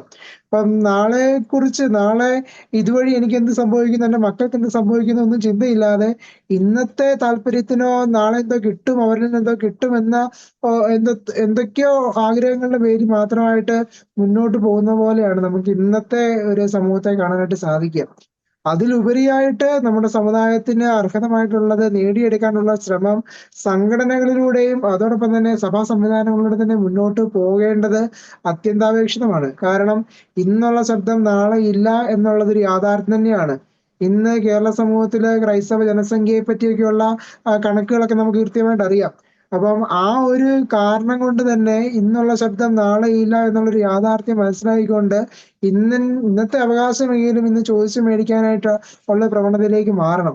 അതിനകത്ത് രാഷ്ട്രീയ പാർട്ടികൾ അടിമയായി നിൽക്കുന്നതിനേക്കാൾ ഉപരിയായിട്ട് ആ രാഷ്ട്രീയ പാർട്ടി എനിക്കും എന്റെ മക്കൾക്കും എന്റെ സമൂഹത്തിന് വേണ്ടിയും പ്രവർത്തിക്കേണ്ടതായിട്ടുള്ള ഒരു കടമ അവർക്കുണ്ട് എന്ന ചിന്തയിലേക്ക് അവരിൽ ഒരു മാറ്റം വരുത്തിക്കൊണ്ട് നമ്മുടെ സമൂഹത്തിന് വേണ്ടിയുള്ള നന്മകള്, നീതികളൊക്കെ നേടിയെടുക്കാനുള്ള ശ്രമം വേണം ഇവിടെ നടത്തിയെടുക്കുവാനായിട്ട്.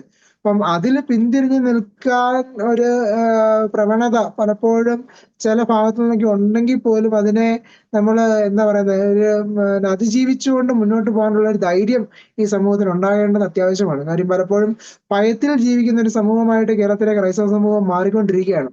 അപ്പൊ ഭയം വിട്ട് അല്പമെങ്കിലും ധൈര്യത്തോടുകൂടെ ഇന്ന് ഞാൻ ഇത് സംസാരിച്ചില്ലെങ്കിൽ നാളെ എന്നെയും എന്റെ കുടുംബത്തെയും അല്ലെങ്കിൽ എന്റെ സമൂഹത്തെയും പോലും ഇല്ലായ്മ ചെയ്യുന്ന അവസ്ഥയിലേക്ക് നാളുകൾ മാറപ്പെടും അല്ലെങ്കിൽ മാറ്റപ്പെടും എന്ന യാഥാർത്ഥ്യമെങ്കിലും നമ്മൾ ഉൾക്കൊണ്ടേ മതിയാകും. അത് നോക്കി വേണം നമ്മൾ ഇന്ന് ശരിക്കും പ്രവർത്തിക്കേണ്ടത്. അതിനായിട്ട് നല്ല രീതിയിൽ സംഘടനാ സംവിധാനങ്ങൾ ശക്തിപ്പെടണം, സംഘടന നേതാക്കൾ ഉണർവ് ഉണ്ടാകണം.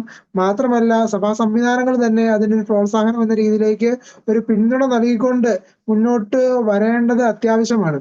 ഇല്ലെങ്കിൽ നമ്മൾ ഇപ്പോഴും പറയും, അതായത് ഈ സർക്കാർ സംവിധാനങ്ങളിൽ നമ്മൾ ഇടപെടുന്നത് വളരെ ചുരുക്കമാണ്, അല്ലെങ്കിൽ അവകാശങ്ങൾ നേടിയെടുക്കാൻ പലപ്പോഴും നമ്മൾ പിന്നോട്ട് പോകുന്നതിന്റെ ഒരു അടിസ്ഥാന ഒരു ഘടകം എന്ന് പറഞ്ഞു കഴിഞ്ഞാൽ ഈ ഒരു സംവിധാനത്തെ പറ്റിയുള്ള നമ്മുടെ അറിവില്ലായ്മയും അതോടുള്ള ഒരു വൈമുഖ്യമാണ്. അപ്പം അതിലൊരു മാറ്റം ഉടനെ വന്നില്ലെങ്കിൽ നമ്മൾ ശിഥിലമാകുന്ന നാളുകള് വിദൂരമല്ലെന്നുള്ളതാണ് ഇതിനകത്ത് പറയാൻ സാധിക്കുക. വളരെ കറക്റ്റാണ്. മാറ്റം അനിവാര്യം തന്നെയാണ്. ജാഗ്രത ശക്തിപ്പെടുത്തേണ്ടിയിരിക്കുന്നു. ഉറച്ച നിലപാടുകൾ സ്വീകരിക്കേണ്ടിയിരിക്കുന്നു. അത് മറ്റൊന്നിനും വേണ്ടിയല്ല, ഈ നാട്ടിൽ കേരളത്തിൽ ക്രൈസ്തവ സമുദായം നിലനിൽക്കണമെങ്കിൽ തീർച്ചയായിട്ടും ന്യൂനപക്ഷ ക്ഷേമ വകുപ്പിൽ നിന്നും നേരിട്ടുകൊണ്ടിരിക്കുന്ന അനീതികളെ പറ്റിയുള്ള വിശദമായിട്ടുള്ള ഒരു ചർച്ചയാണ് ഇവിടെ നടന്നത്. ഈ ചർച്ചയിൽ വളരെ സജീവമായി പങ്കെടുത്ത അമൽ സിറിയക്, അഡ്വക്കേറ്റ് ജസ്റ്റിൻ പള്ളിവാതിക്കൽ, രണ്ടുപേർക്കും നന്ദി.